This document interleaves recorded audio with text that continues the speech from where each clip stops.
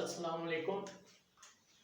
हमने एक chapter start किया था जिसका नाम था एटॉमिक स्ट्रक्चर। इसमें हमने कुछ चीज़ें पढ़ी थी। बेसिक में एटम पढ़ा था, उसकी कंपोजिशन पढ़ी थी और उसमें क्या क्या चीज़ है, इलेक्ट्रॉन, प्रोटॉन और न्यूट्रॉन। आज हम वन बाय वन पढ़ेंगे कि इलेक्ट्रॉन कैसे डिस्कवर हुआ, प्रोटॉन कैसे डिस्कवर हुआ और न्यूट्रॉन कैसे डिस्कवर हुआ। तो पहले हम पढ़ते हैं डिस्कवरी ऑफ कैथोड रेज और इलेक्ट्रॉन।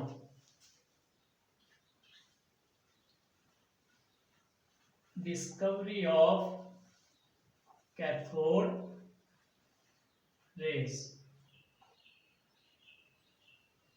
हम इसमें पढ़ेंगे कि कैथोड रेज कैसे डिस्कवर हुई। तो ये एक सिंपल सा एक एक्सपेरिमेंट किया गया था और ये एक्सपेरिमेंट किया था सर विलियम क्रूक्स ने। कब किया? 1879 में एक साइंटिस्ट था जिसका नाम था sir William crooks. Sir William crooks. इसने 1879 में सर विलियम क्रूक्स ने एक एक्सपेरिमेंट किया। कैसे किया? उसने गैसेस में से करंट गुजारा।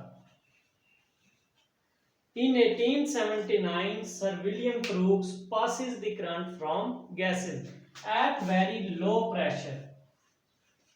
At very low pressure. पहली बात तो ये है कि सर विलियम क्रूक्स ने 1879 में गैसेस में से करंट गुजारा और क्या गुजारा? बहुत ही कम प्रेशर पर। अब उसने गुजारा कैसे? उसने एक डिस्चार्ज ट्यूब ली। उसने क्या किया? एक डिस्चार्ज ट्यूब ली। उसमें उसने दो इलेक्ट्रोड लगा दिए। क्या लगा दिए? दो इलेक्ट्रोड, एक एनोड और दूसरा कैथोड। इनको उसने बैटरी के साथ जोड़ दिया। इनको उसने किसके साथ जोड़ दिया? बैटरी के साथ जोड़ दिया। अब प्रेशर हमने पढ़ा है बहुत कम रखा था। प्रेशर कितना था? 10⁻⁴।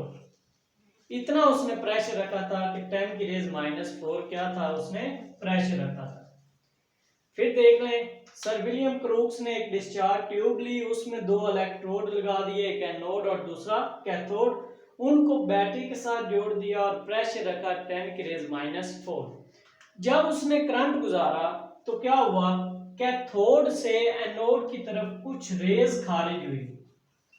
कैथोड से एनोड की तरफ क्या हुआ? कुछ रेज खारिज हुई, जिनको उसने कैथोड रेज का नाम दिया। जिसको उसने किसका नाम दिया? कैथोड रेज का नाम दिया। तो अगेन देख लें, 1879 में सर विलियम क्रूक्स ने गैसेस में से करंट गुजारा बहुत लो प्रेशर पर। कैसे गुजारा? उसने एक डिस्चार्ज ट्यूब ली, उसमें दो इलेक्ट्रोड लगा दिए, एक एनोड और दूसरा कैथोड। उनको बैटरी के साथ जोड़ दिया और प्रेशर बहुत लो रखा 10⁻⁴। जब करंट गुजारा तो कैथोड से एनोड की तरफ क्या हुआ? कुछ रेज खारिज हुई, जिनको उसने कैथोड रेज का नाम दिया।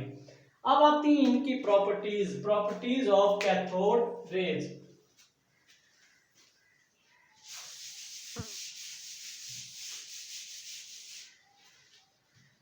अब इनकी प्रॉपर्टीज आती हैं, प्रॉपर्टीज ऑफ